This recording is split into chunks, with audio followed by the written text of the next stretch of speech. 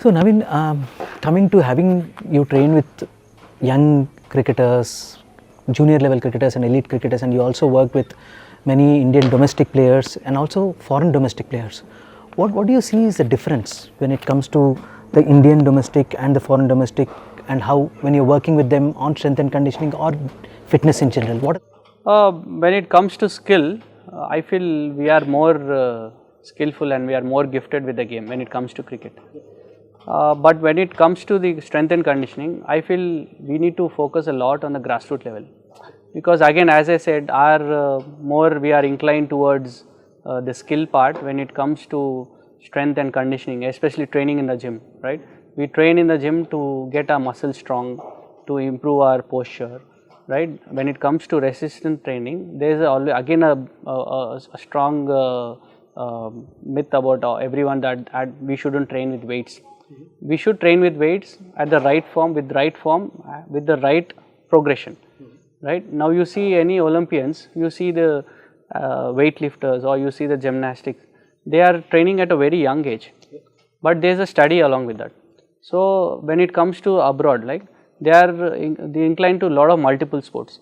They are more inclined towards the enjoyment of the sport. When it comes to young kids, I am not talking about the senior guys. I am talking about the youth batch who are below 15, 16, and there is a lot of performance pressure when it comes to our kids.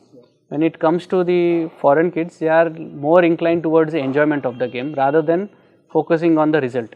So till 16, 17, they are focused more on enjoying the game or feeling the game or playing multiple sports. They are more close to nature. They go out more on fishing or sailing, or they try and explore a lot of things, which I feel we miss, especially kids who are in urban areas, right? We miss out swimming in the river, or when you compare to district players, they are much more stronger and more mentally, physically more stronger, because they have an extra edge, like they'll be climbing up the trees or using the Indian toilets or traveling in buses. They have the more natural ways of building their strength. So it's not always focusing on the performance, right? And one more thing I would like to add is we should be adding all the strength programs in our routines, because that improves your bone health, your muscular health, and everything is based on that. Once your posture is good, once you're stronger, you're running faster, you're more athletic, you can play the game for much longer, you can play injury free, and you can also start developing much better areas. So in our academy, we try and focus more on the basics. We try and improve their movements, we improve their biomechanical patterns along with their cricketing skill. So I feel that areas, especially when it comes to grassroots level, we can get much better there. I think Naveen, we can go on this topic. I mean, like you said, there's so many aspects to it and there's so many branches, and we can go in depth as well. But lastly, I just wanted to ask you one thing: is what is the advice you give young cricketers today? How should they look at fitness? So I would say fitness is a lifestyle.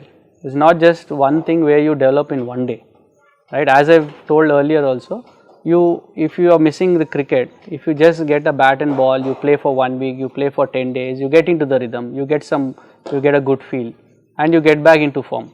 But fitness is not like that. Fitness it takes a lot of time. It takes years to evolve.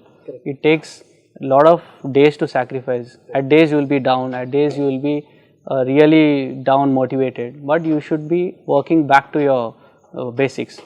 So fitness is one thing where you have to develop as a lifestyle. The first thing, you have to be athletic, you have to run. There is no compromise on athletes not focusing on certain areas. So as we said, specificity, we need to work on all areas. We need to work on flexibility, we need to work on breathing, we need to work on speed and agility, we need to work on endurance, we need to work on power, we need to work on strength, lift weights.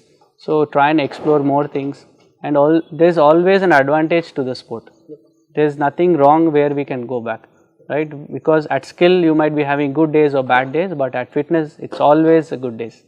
And I think what you told today and the information what you gave, Naveen, is going to help the kids who are actually starting to play cricket or any sport, or who are already at a certain level in cricket, who are elite players.